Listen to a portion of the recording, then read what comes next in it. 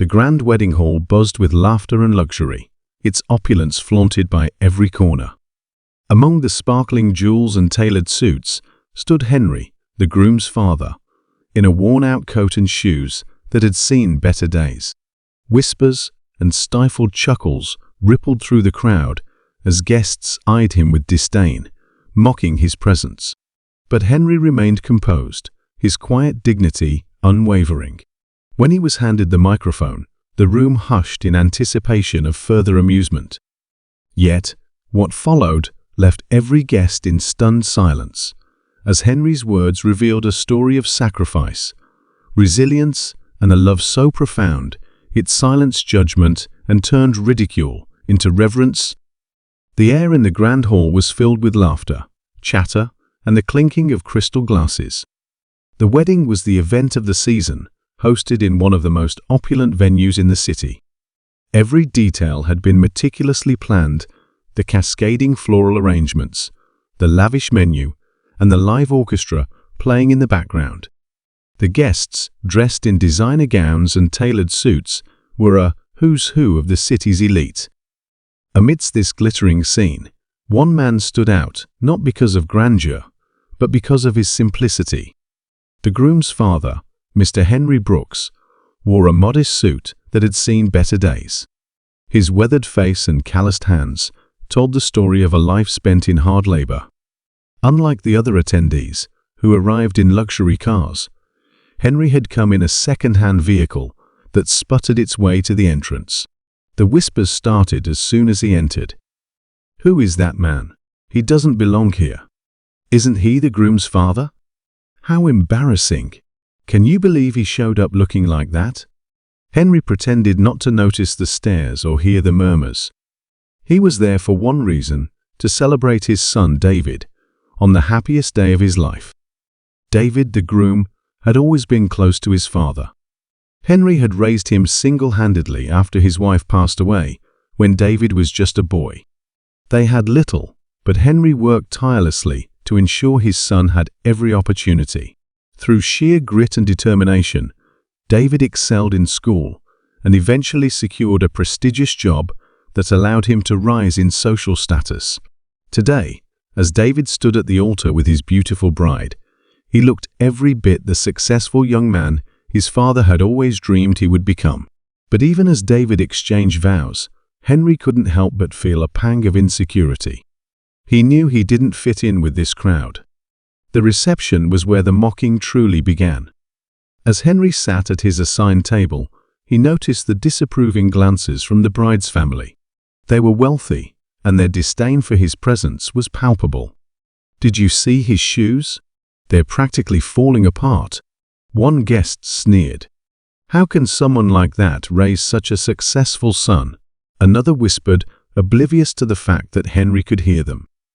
Henry kept his head down, focusing on his plate. He wasn't there to impress anyone. But the cruelty reached a tipping point when a particularly snobbish guest, a distant cousin of the bride, approached him. "So, Mr. Brooks," the man said with a condescending smile, "what do you do for a living?" "I'm a retired carpenter," Henry replied humbly.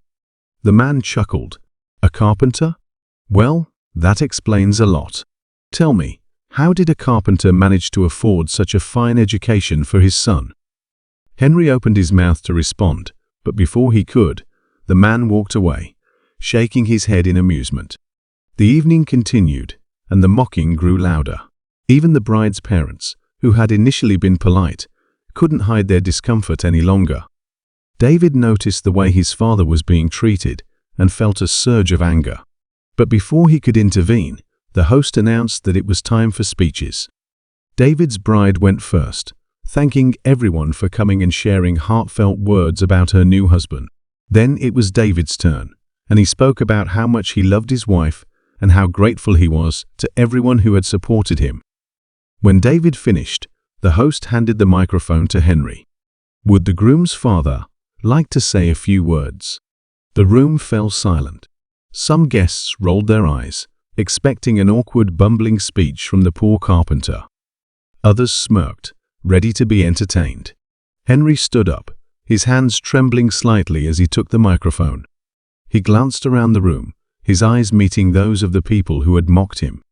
Then he looked at David, who nodded encouragingly. "Good evening, everyone," Henry began. His voice was steady, despite the lump in his throat. "I want to thank you all for being here to celebrate this special day. It means the world to my son and his beautiful wife." The crowd remained quiet, though a few guests exchanged bored glances. "I know many of you are wondering who I am and why I'm here," Henry continued. "I'm not wealthy. I don't have a fancy job title or a prestigious background. But what I do have is a son I'm incredibly proud of."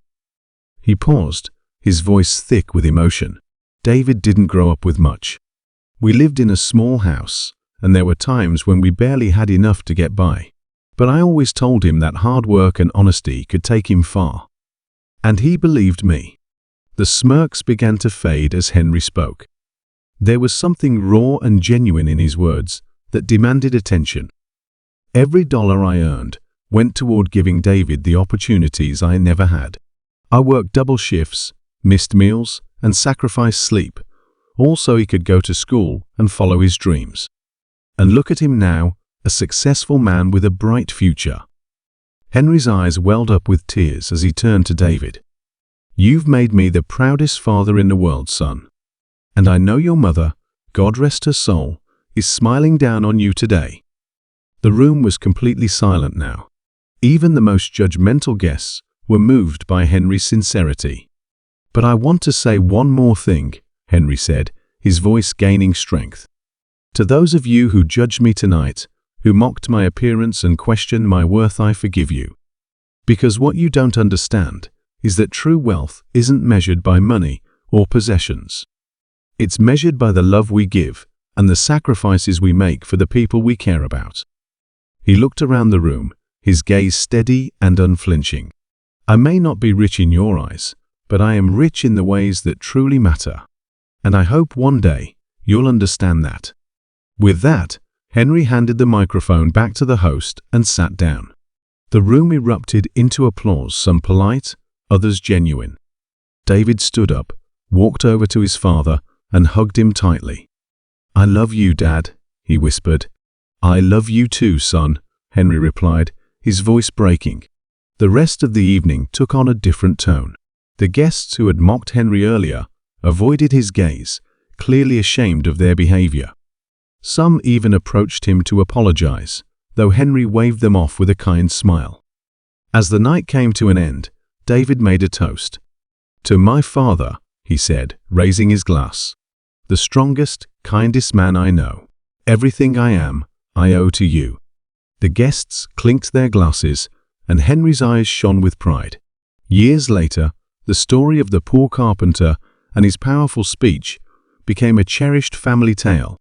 It was a reminder that dignity, love, and perseverance could outshine even the most extravagant wealth.